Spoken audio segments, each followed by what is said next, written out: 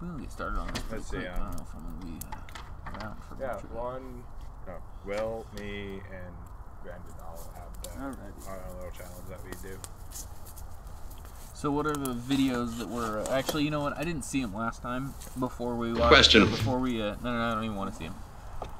I didn't get to see him last time before we started podcasting. So he's off? I don't want to see him this time either, because I think that's where some of my best commentary came from, was when it was like, wait a minute, I have not seen this before. This is ridiculous. Yeah.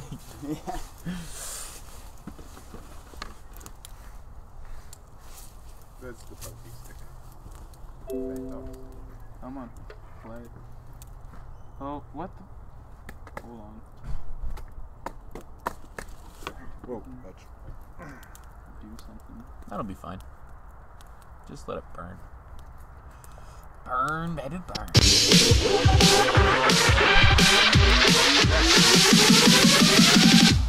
Sports and Making smoke signals? No.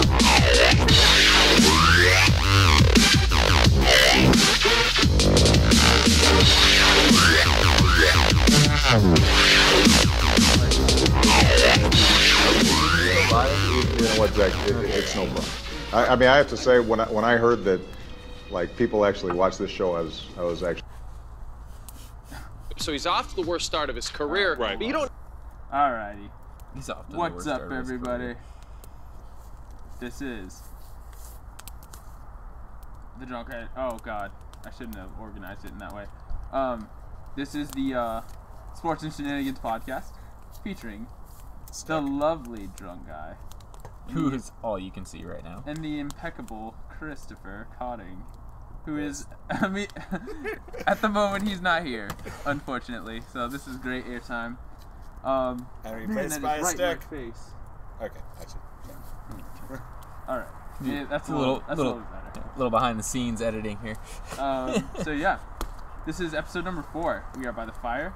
I will just give you guys like a little sneak peek of the Woo, fire! Oh, that's and we have a. Are we sure that's not drunk guy over there? Is that... we got over here we have the lovely random guest. Hello. And we look, you can see on the left side of your screen, you can see Canadian guy. Hey, I'm over here too. Lurking in the distance. Okay. So today we're a quarter of the way through the NFL season, the regular season. Are we really? And it's the end of week 4, soon to be week 5. It's Wednesday right now, so we're approaching the football week. It's hump day, so gotta Hump day. wait. I love those commercials. They're stupid, but they're funny. So, what have you learned through the first 4 games of the NFL season, Mr. Random Guest? This is one hell of an unpredictable season. I agree with We have had some ridiculous blowouts that nobody could have expected, except for maybe because he's had some, like, unbelievable predictions. He just has some random predictions. that, like, make no sense, where he's like, I'm going to pick the Colts by 24. Nobody saw that coming. Guess what? Colts won by 24. God damn it. Nobody picked that my Steelers were going to get their asses stomped by effing Tampa Bay at home. I'm still absolutely freaking out about this. They didn't get stomped. They basically got stomped. Well, like, they did lose to Tampa Bay, so that's kind of exactly. They lost to Tampa Bay at home, for God's sakes. And okay, I can't get started on this earlier. I'm gonna end up bitching about it all day. The Bears beat the 49ers too, so yeah. Well, okay, the 49ers beat themselves, and the Bears took advantage. You're not wrong. Which I should say the same sort of thing about the Steelers-Tampa Bay game, because the Steelers really beat themselves. We had like 127 yards in penalties or something ridiculous. Yeah, I was gonna say, I think the Bears game, I think the 49ers had more penalties than the Bears had in offense. So. Yeah.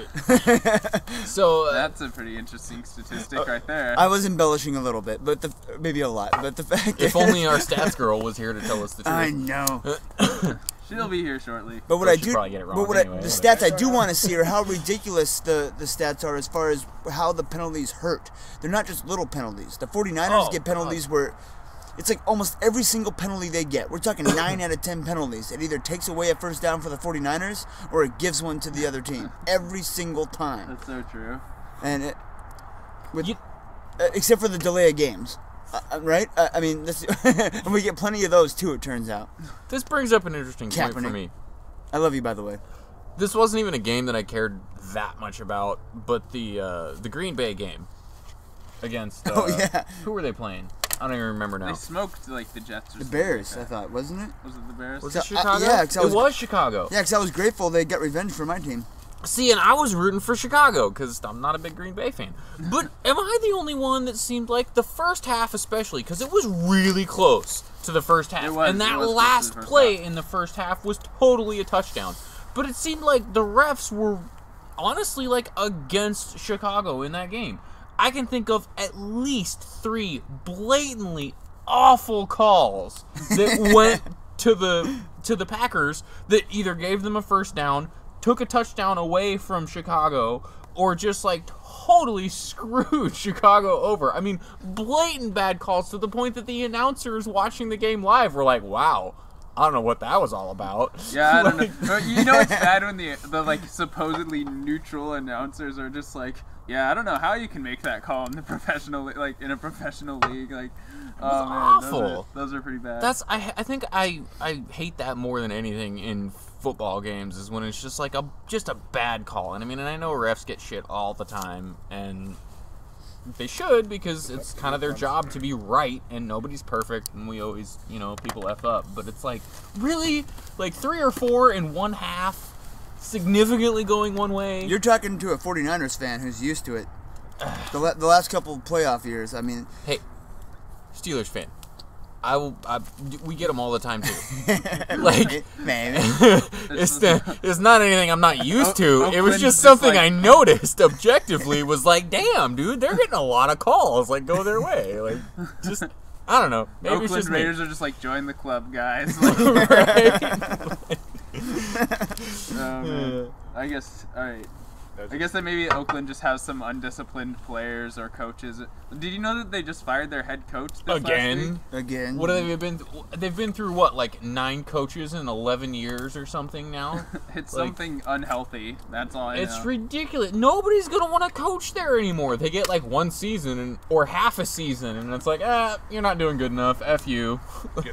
Well, I mean, if you're making okay, I think that the Oakland roster is pretty bad because they have like the rookie quarterback with a bunch of like, basically the team is, I think, the highest average age of any NFL team, and you put a rookie quarterback on that, and you have to deal with the whole thing with the respect issue. Yeah. Well, hey, you guys, since you brought up the Green Bay game, I'll give you some crazy stats. You were right; it was a close game until the up to the half. It was. It was a 4-point differential. At the half, Green Bay was up 21-17. And it shouldn't have been. Right. Because Chicago scored a touchdown at the end of that half. Literally, last play of that half was a touchdown. It wasn't called that way on the field, and they didn't have a challenge. Or because it was under 2 minutes, they couldn't challenge it. So did they end up... Is that how they got the field goal? And there wasn't significant... No, they didn't get a field goal at the end of it. It was the last play. It was the end of the half. It was all they could do to try and make this. And the guy who caught the ball, okay, now granted it was on Chicago a little bit. The receiver should have actually been in the end zone before the ball was thrown to him. But like the timing and the play and all of it. And he made an unbelievable effort. I remember watching this specifically. Unbelievable effort to like swing the ball out over and cross the plane. And he crossed the plane. It was obviously a touchdown. But when you looked at it on replays, there just happened to be a defender that was like perfectly strategically positioned in front of the cameras, between the ball and the camera. Yeah, so you couldn't see the ball actually cross the plane. You can witness the guy's hands and see the line, and it's like right there, but you can't see the ball. So it's not significant evidence to overturn. No, I think the ball was just replaced by, a giant dildo that he had stored in his uniform. Right? Randomly, he was like, quick swap! He didn't Surprise, even have the ball. man. His arms were over the line, but he didn't even have a ball in his hand. Right. Yeah, it was bad. Had my balls in his hand. But the only scoring differential was a touchdown instead of a field goal. And the fact is, it was that close, because in every single possession of that game, somebody scored, except for... Well, Chicago, because I guess... Yeah, so Chicago did not score every possession of that game. Green Bay didn't have to punt once, I think. No, they punted once. Once, I think. I don't know. Now I gotta try and remember. That was a game a while ago. All right, good. Everything is all set. You guys want to jump into our videos and delve into a couple topics here? We're off on a tangent. Let's try and get a little focused here. Let's play something. These videos or these. I'm kind of excited because this is another week where I have absolutely like no Hey, our stats girl. Oh my God. We have I don't know. I have absolutely no preview of what we're showing. So like I'm gonna just be with all of you guys and kind of just call it like I see it. Wait, you can't see on the deal. Okay. Oh no, you're good. You're good. All right. So, we now have our lovely video playlist. Thank you. Hey, stats girl. Do you want to say hi to the audience? I think she has to. Right? Those are some sweet pants. You Come look step like in front of the belong camera. in the North Pole, though. Like you should go get hired by Santa. Oh, there it is. You're right there. Hi, stats girl. Wait, show off your pants. Come on now. Do us a spin. There you go. Yeah, these are sweet. You can't even see them. She inherited them from Mrs. Claus. Yeah, I will get out of the way for this. This is like the Ruby slippers, but everywhere. Oh my God, what am I Ready? tripping on? So Maybe. you can see the Sweet shimmer. pants. Where's the shimmer? Oh, they look purple in the camera. And 'cause of the sweet firelight. boots. Yeah. Give us a twirl. Oh, you're gone. Yeah, alright, whatever. All right. Okay. Way to Set up a half-ass chair it. for you over there. Pun intended. Ooh, they're corduroys. So smooth. They are corduroys. That's awesome. Bringing back the chords. All right. Posh bagosh style. All right. Yes. Sorry for Dude, the I used to tangent. love Sorry for corduroys. the tangent. All right. You know what, though? We were just on a break. We were just about to switch to something else, so you're a perfect time. Right? Like, yeah, okay, so back to the whole not being focused thing. Let's Whoops. let's play a video and get a topic started. Let's listen to what's going on with Enough the, shenanigans, let's get some sports. This is a Tom Brady piece. Necessarily agree that he doesn't have the same swag. Yeah, I wouldn't say that he doesn't have the same swag. I think he went through the same regimen through the offseason. He came in with the same attitude that, this offense will be able to generate some points. It's just not working out well. And when you look at the difference between the two, offensive line, you'll start right there. But with Logan Makins gave up a lot of sacks last year. If you take a look at his numbers, they're somewhat similar. The QB rating's down. Obviously, sacks are just up by a couple. But again, I'll go back to what I said. That Logan Makins, who everyone's talking about getting traded to the Tampa Bay Buccaneers, he gave up a lot of sacks last year. So I look at it in a sense for this offense, what can they do to change things? First and foremost, they've got to shore up that offensive line somehow. If it's maybe sliding the protection or maybe keeping the backs and tight ends in. And then secondly, it's the lack of weapons on the outside. Tom Brady's 37 years old. And when you get older in this game, you can't do the things that you did back in 27. Well, so somebody else has to elevate their game. And Gronkowski coming off an injury. Edelman, who had maybe 100 catches last year, but what are you getting from Edelman? Everything is being played inside the numbers, and you rarely see Tom throw outside the numbers. And in third. Okay, so in gist form, do you think Tom Brady is not good enough to play on the Patriots anymore? I think one game is just silly. If any other quarterback in the league had one bad game... They're basing it off the first 4 games of the season. Right, the first 4 games of the season. He has not played well the first 4 games of the season. And Could just be off. I'm just going to throw it out there. I've never been on the Tom Brady bandwagon. But you don't want to suck his D, his big old 6'3" D. Well, no, that's how tall he is, so I assume his D is large. I'm not saying he has a 6-foot dick. Sorry. That's totally what it sounded like. Suddenly, we're right back off topic. Talk about a birth defect you wouldn't have a problem with. Right? I don't know, though. Because realistically, if you're only 6'3" tall and your dick is 6 foot long, you would pass out if it even got half hard. You just don't have that much blood in your body. You'd be in shock constantly. Unless you were very, very fat. You just, that would just kind of suck. Because it'd be like, oh, I'm getting excited. And I'm passing out. Your body just shrinks like a raisin. And your dick is just huge. Well, that's what happened to the character that they made. What was it? The god of fertility. You seen that statue? Where it's like the little dude with the giant thing sticking out. You guys ever seen that? Can you look up a picture of that thing? What? Yeah. What are you googling in your off time, dude? I don't know. Okay. What school did you guys? The god of fertility. You guys. They covered gods in your school? Did you take a mythology class or something? Yes. It was a mythology. Anyway. I don't think there really is a person whose dick is as long as aside of his 6-foot penis, what do you think about Tom Brady's performance on the field? Other than the fact that the cup that he needs is I think he just gotta have a shower. So, my opinion on Tom Brady, anyway, is that Tom Brady has always had a cup the size of a bathtub. Anyway, Tom Brady for a long time statue has been in the top 5 quarterbacks I'm just guessing on all of this, but I'm assuming he's been in the top 5 quarterbacks in the NFL for as long as he's been playing, basically. But I think a huge percentage of that has had to do with the fact that he has had excellent supporting staff.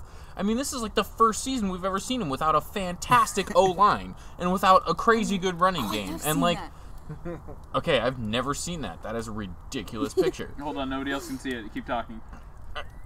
Anyway, I think the supporting staff has really, like, kind of upped his game for a long time. I'm not trying to say Tom Brady's not a good quarterback. He's an excellent quarterback, and he's done a lot for the Patriots and football in general. But I don't think he's the most phenomenal player that some people who are on the major Tom Brady bandwagon seem to think he is. Do I think that he's no longer worthy of playing on the Patriots because he's had 4 not exceptional games? No. Guys. But I do think that with some adjustments in the O-line and with the running game and... Or if we got Wes Welker back from the Broncos? That would help a lot. Like, is it coincidence that Wes Welker transferred teams and all of a sudden Peyton Manning's breaking records and Brady can't get a touchdown? Is that coincidence? I think not. They were saying... I believe. Okay, so was last Joe Montana time I said anything without Jerry Rice? This guy was the old Eagles quarterback, wasn't it? Donovan McNabb. I said that this random black guy was Donovan McNabb. I think it's Donovan this time. He was talking about how... It really is Donovan this time. I think he was talking about how, like, he doesn't really have that good of a supporting staff. So they can't really expect him to come out and put up the same numbers this year as he did last year or whatever. Exactly. Now, the only counter to that would be that...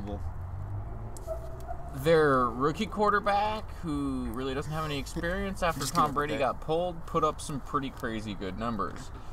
And even though he doesn't have Wes Welker, he doesn't have some of the other guys that he used to have, he's still got, like, Gronkowski. And, like, he's still got some useful people out there. He has Gronkowski every 3rd game, maybe. I mean, he keeps getting hurt, too, right?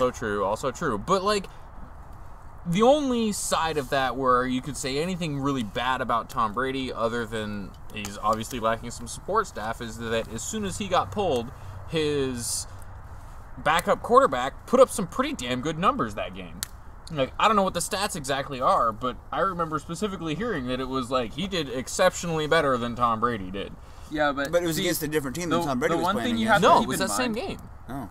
He got pulled from a game and, like, put in the last couple quarters or something and put up better numbers than Tom did the rest of the game. That's impressive. Maybe I'm talking about my ass, but I'm pretty sure. Like, I remember that happening with Aaron Rodgers having a backup play for him for one game, and he just did insane. Oh, but Flynn. That might have been Flynn, a different... Yeah. I don't know which game you're talking about, but I believe you. But even if that did happen, and I'm just not aware of it, one thing that you don't want to do as an analyst, like, if you're trying to, like, make the Patriots a really good team, you don't want to take a small pool of data, like a small set of data, and then make it into what you think is going to happen every week. Like, if you see, okay, if you look at Drew Brees' entire career, then you're like, oh my god, this guy, like, puts up numbers, like, all the time. This guy's really consistent. We can count on Drew Brees to, like, carry the team. Or if you look at his, like, worst weeks in each season, I'm pretty sure they're pretty bad. Because, like, Drew Brees is capable of having a terrible week, you know. But if you just look at, like, one game where he does bad, or in this case, one game where the guy does good, you can't really extrapolate a whole lot from that. You have to see over time what this kind of the numbers they put up mean. You're right. You have to do it over time so you can put it in perspective. It's like anybody can have a 400-yard game, but, like, not everybody can have, like, a 300-yard game every week, or, like, you know, a 250-yard game every week. Yeah, okay, so our lovely stats girl just hooked me up a little bit right here, and I can't see time of possession or for time length of the game that either of the quarterbacks were in it. But if you look at Tom Brady's numbers versus the backup quarterback, which is a Jay Garoppolo. It's whatever. Don't worry, they pulled him straight out of the Swahili jungle. Tom Brady, for I'm assuming the better part of the game, went 14 for 23 completion percentage, 159 yards, 1 passing TD, threw 2 interceptions, and got sacked twice. The backup quarterback went 6 for 7, got 70 yards, 1 passing TD, and 1 sack. So even if he was only in for 1 quarter, he put up half as many yards as... Just as many touchdowns. I mean, just as many passing TDs and 1 less sack and no interceptions, and his completion percentage was almost 100%. I mean, 6 for 7 is quality. But that doesn't mean that he can make those, like, really clutch, like, you know, precise throws. Maybe he just took, like, the easy throw each time, and it worked. Maybe for whatever reason the cornerbacks were, like, slacking off the receivers because it was a backup quarterback, but I don't really see that happening. I mean, if KC was crushing you, they're going to keep crushing you, especially if they pulled Tom Brady out. Well, like, let's hit this Zach, new guy. you're onto something there. Excuse me, a random guest. You're onto something there because when you bring in your backup quarterback, it's pretty standard just to step up the run game because they don't want the backup quarterback throwing too many interceptions, and that's pretty standard. So that makes the defensive coordinator on the other team, whoever they were playing that game, they were probably focusing on the run and got surprised by this guy's arm. I think you're absolutely right. Could be. And that totally could have a lot to do with it. But what the fuck? Okay, now I lost all my stats. But I was listening to Colin Cowherd, and he made up a good point too. Where it's, I mean, is the 4-game slide a sign that Tom Brady's slacking or not as good as he was, or can we say that it's amazing that he even made it to the playoffs last year with 6 of his top 8 players injured? And you make a very good point. How are you going to look at it? Is the glass half full or is the glass half empty? He's 37, though. He is 37. What should you be doing? Relying on Tom Brady for, like, maybe one more miracle year of New England love? Whatever. How old was Favre when he had an absolutely incredible year with the Jets after the Packers let him go? And then, obviously, his last year sucked ass. Well, it was an incredible year for the Jets. All right. Let's be fair. See, that was like... All right, New York fans. That was like a Brett Favre. That was like a Brett Favre, like, high five moment, and the Jets, like, go clean the gutters. Good job, Brett Favre. You made the Jets decent for 1 year. Or how old is Peyton Manning now? You know, I mean, he's like 58 or something. Yeah. So, yeah, okay. But I would argue with you of who has a better game mind for the game. Well, like, who's got more Super Bowls? I would argue that like Peyton Manning has a better mind for the game. Way better mind for the game. Even though Peyton Manning's only had 1 Super Bowl and Brady's won 4. Dude, he was on the Colts for how long? Yeah. And literally the season they lost him, they went like 1-11 or something ridiculous. It was like 1-15. They did horrible the season after they lost. It was like as soon as they got Andrew Luck, and then Peyton Manning was their entire team. Well, if you think why is our screen all completely dark? I don't know. Oh, because I hadn't touched like a meter in a while. I'm just making sure they didn't go completely dark on all the viewers and was like, oh, nothing but audio. So the screen timed out, and we had the. Hopefully the stream's still going. I'll check it out real quick while you guys are talking. Is our stream still going? Are we live? No, I got it, man. Oh, okay, he's on. Hey, has that picture been up the whole time? No. I killed the screen. That would be awesome. I'm pretty sure that picture looked like it was pointing its dick right at me. So I'm peeing on you. Yeah, put him next to Donovan McNabb and. So can you do that? So I don't know. I mean, is Tom Brady still a quality quarterback? Yes. Can we expect the Patriots to have as great a showing as they've had consistently in the past few years? No. I'm gonna say no, but is it all Tom Brady's fault? No, absolutely not. No, not that's even exactly close. What they're saying in this video. You know? I think. I'm ready for it. I mean, could he be doing better? Sure. But could the whole rest of his team be doing better also? Most definitely. You can't blame it all on one guy, as much as you'd like to sometimes. Just like the Cowboys keep blaming Tony Romo. Okay. Granted, same sort of situation, and I know you like to defend Romo, but Romo is a fantastic choke artist. I mean, like, time and time again. They won this week. They're 3-1, man. I don't know if you can talk shit about them anymore. Oh, I'll talk shit about the Cowboys all day. We'll see what happens, but I'm feeling like the Cowboys might do okay. And this is coming off a crazy bad loss for me. I will still talk shit about the Cowboys. All right. Should we get on to the next video? I mean, like, I know my team sucks, and they're gonna suck for the next few years, and I will still talk trash about the Cowboys. Cowboys. I don't know. Maybe I'm just an Until asshole. Maybe I'm just an asshole. Until they get Troy Aikman back, I will talk to him. He's just like... When you get Troy Aikman and Deion Sanders back And on the Emmitt Cowboys, Smith then they're set again. Like, Hey, everyone's an asshole. At least everyone's got but one. not everybody's willing to admit it. I am. He's an asshole. She's an asshole. I'm an asshole. Nah, she's a bitch. I was just about to say, I'm pretty sure you classify me as a full-blown bitch. Alright, so we'll Okay. Not ashamed to say. up really fast. You're an asshole. For me, In case the nobody's figured it decision- out by now, I will speak my mind.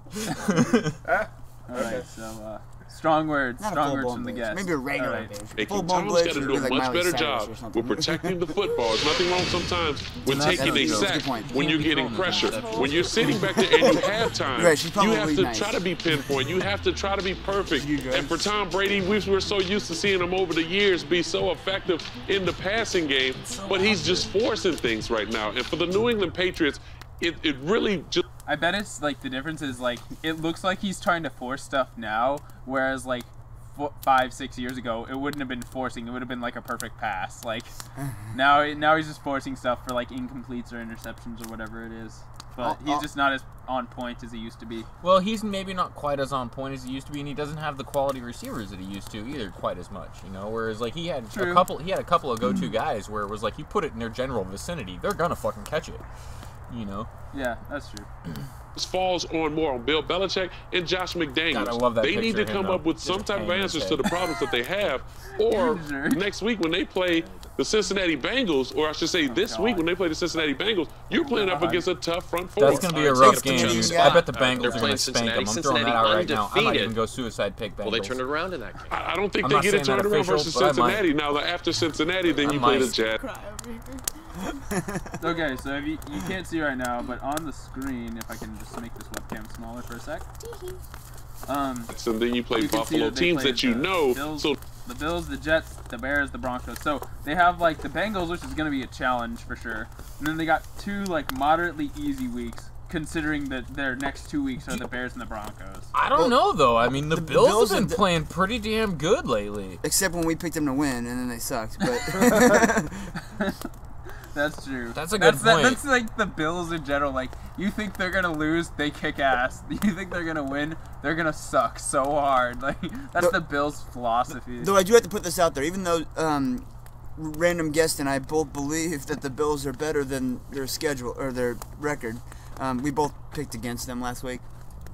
And they proved us wrong. No, Houston won. Oh. Yep. Oh, you're right. That's right. J.J. Watt. Dude, did you guys see that interception? Yeah. That's pretty Oh, it was awesome. that was awesome. Alright, anyway. Carrying on. now you can kind of get your legs back under you and regain that confidence. But if they don't get it together by November 2nd, playing against Denver, Big trouble. it may be tough for New England. Well, that's nice of you to give them until November 2nd. That's going to be a good game, though. Peyton Manning, Tom Brady, Broncos, Patriots. I bet that's going to be solid. Even if the Patriots end up getting their asses kicked, I was because gonna say. I think the Broncos just have a better connected team at the moment. Even though they're Yeah, not well, playing, even though I they're mean, not playing Canadian fantastic guy, by one more any favor, means. It's like a please? mirror match, dude. It's like one more favor old ass after you're done quarterback with with that? like a bunch Can of you please really go to my talented cooler and players grab a around flip side out them. of the Like cooler? it's like it's a mirror Thank match. All right, so this is a bit okay. I'm sorry to bring it back to the like, you know, social debates of the NFL. Like, for example, Ray Rice, Adrian Peterson, should they be in the league or whatever? I'm not playing a video like that. This is something different, but this is Along those the lines. lines, yeah, of that. Anyway, all right, so here.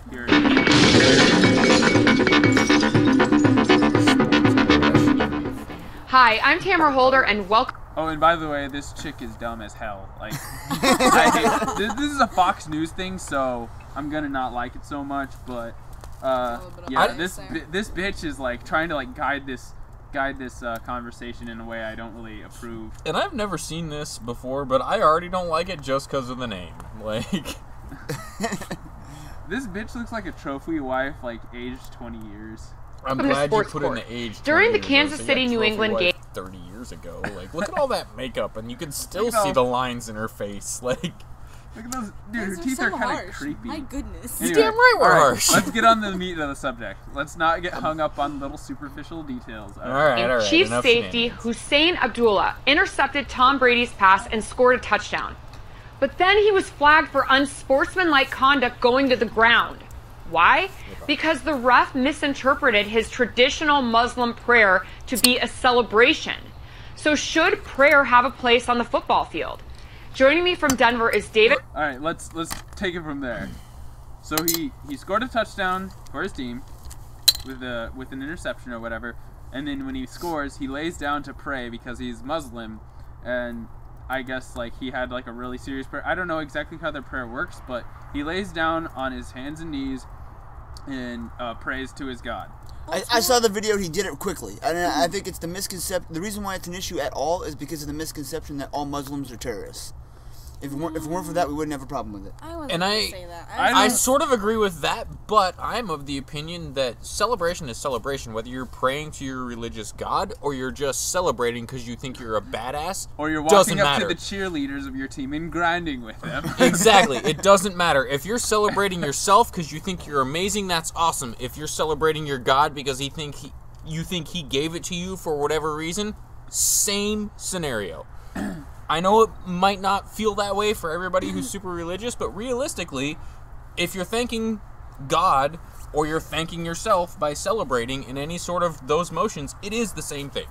I was going to say it's more of a praise than a do not bow down to false idols. Something good just happened, which is the same concept as a celebration. Not that I'm trying to say that this guy wasn't praying to his God. He was disrespectful at all. I'm just well, it's like when you get down on one knee and thank God that he made women. Think about Tebow. Think about how many flags that motherfucker would. Good point. That is a great point. Look at Tebowing. That became a fucking sensation when he was out there, where you drop down to one knee and because the Christian faith is accepted unanimously in the United States. It seems like, which is ridiculous. It's our national religion. But suddenly a guy drops down, and instead of dropping to one knee and putting his hand on his head, he bends all the way down and faces the ground to thank his God, and that's not acceptable.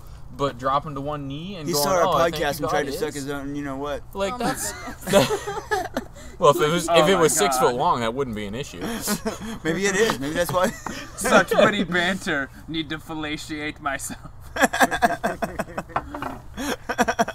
Anyway, I mean that is a great point. I love that you brought that up, Will, because like I used to hate that. Like, I was never a fan of Tebow. Granted, I just have something against Denver, but you have something against a lot of teams. I hate the Jets. Like we should hate the Jets. Over the course of our podcast, we should compile all of the times we're like, I'm not a fan of blank team, and then like figure out what percentage of the league you hate.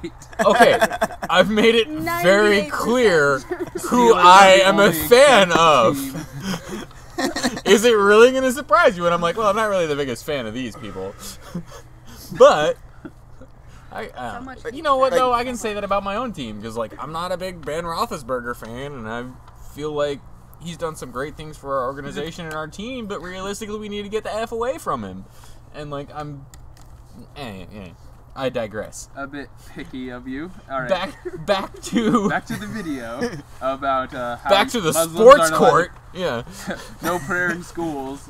Part 2. Treadwell, former NFL kicker for the Broncos and current sports radio personality. Hi, David. How are you? Excuse me. Hi, Tamara. Thanks for having me on the show.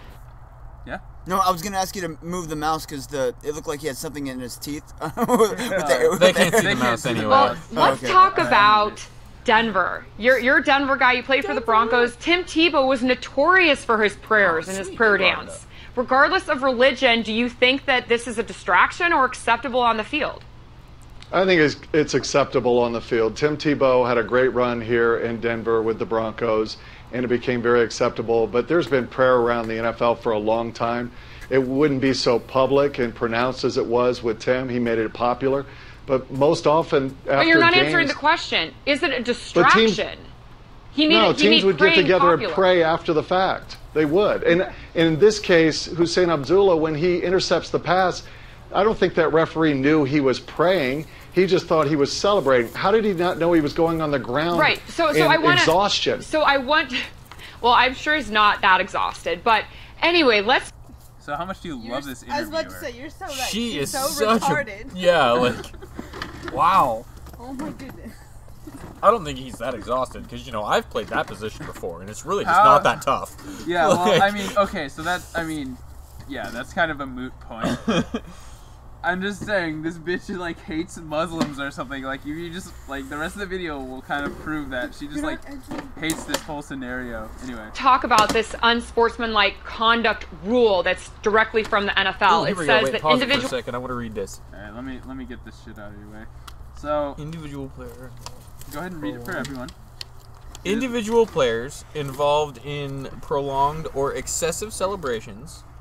Players are prohibited from engaging in any celebrations while on the ground. A celebration shall be... So wait a minute, on the ground? Well, I can jump up in the air and celebrate? I just can't stand on my feet? It takes longer to get on the ground than it does to jump up down, and down. I think that. A celebration shall be like, deemed... what do they want to, like, eliminate doing push-ups? They're like, yeah, I feel good. Let me get my pump on. Okay, well, here's a great point. A celebration shall be deemed excessive or prolonged if a player continues to celebrate after a warning from an official. Was there a warning? He warned? I was gonna say. Or was he just flagged? Because there's your clear-cut answer. He was flagged. I would say there's your clear-cut answer right there. It should have been acceptable if he was not warned. There's your answer. I mean, flat out, period. You didn't follow the rule book. A celebration shall be deemed excessive or prolonged if a player continues to celebrate after a warning. Yeah, I really feel like I didn't really watch this video too heavily before I added it to the playlist, so I really feel like that's basically like damning of the referee that called this and like dismissive of the player that made this, you know, prayed this prayer or whatever. Yeah, I mean, if that's the flat out at the bottom source, it has NFL nothing to do rule with religion. book, it's celebration. He wasn't warned. He was just having a little prayer, thanking God for his, like, you know, which, okay. You can celebrate whatever you want to celebrate. It's like at the point I was trying to make earlier. I mean, he can't lay there for like a 30-minute prayer, like, sure, like thanking God for his entire existence. Like, you're not going to let somebody construct a mosque at the end of the field so that you can pray to it because you scored a touchdown or something. I mean, yeah, obviously there is. You're not going to let fucking Tim Tebow do communion in the end zone, right? Because he's like, it's my religious right. Thank you. What if they broke a record? Yeah, give me a bottle of wine and some biscuits, please. That ain't gonna work. What if they broke a record? I don't care. Okay. Clear cut right there. Celebration. A rule is a rule. Yeah, I mean. Okay. I was just throwing it out there. No, record. Regardless of the play and or effectiveness, or if it was a record or not, or if it was some crazy super cool play, any of it, it says it clearly right there. You get a warning. I didn't see a warning. No, you didn't get a warning for sure. Alright, anyway, I'm gonna let you guys watch the rest of this. I have to urinate. Well, players involved or prohibited from engaging in any celebrations while on the ground. That's the piece of the rule that I'm quoting. So, and you just leave out the whole, here's this ref who's throwing this flag. Now, I want to go to a tweet. NFL expert Mike Pierre actually tweeted last year about this rule, and he said, quote, "You're not penalized for going to the ground to give praise after a touchdown." So, is this some miscommunication? The ref didn't know? It possibly could be. There's some subject to interpretation left there. But I think the NFL, even back in my day in the 80s and the 90s, we thought NFL stood for no fun league. You got to have some fun. There's got to be some excitement around the game when you score a touchdown. Okay, but we're not talking about fun. We're talking about a rule that I would think is in place because maybe the NFL wants to protect their players. And so the guy gets on the ground, whether it's with one knee. Protect him from what? Yeah. God damn it, this bitch is dumb. Protect them. What if? Okay, you can't celebrate because that protects the players. Hold on, I think she actually says it in a second. Or both knees, head on the ground. Isn't this a safety issue? You have these big guys jumping on top of each other. We're not in play right now, though. Really? Who the fuck's gonna jump Don't on they him? do that during play? I mean, isn't that like what happens on every play in football? It's not just like somebody scores a touchdown, so the enemy team comes up and like tries to like curb stomp him. Like, right? This isn't like NFL they can run full speed as fast as they can, hit each other as hard as possible. That's fine. But if after laying out a sweet hit, You go to drop down to one knee to celebrate. That's dangerous because you might get stepped on. Like, I don't know. You got to protect the players. Like that. Dude, like, I don't know. Like, she's like, if you're a good American and a what is it called? A Protestant. You can pray standing up. You don't have to be like one of those Muslim heathens laying down and bowing before your God, your idols. Like, this bitch is so. You're under the impression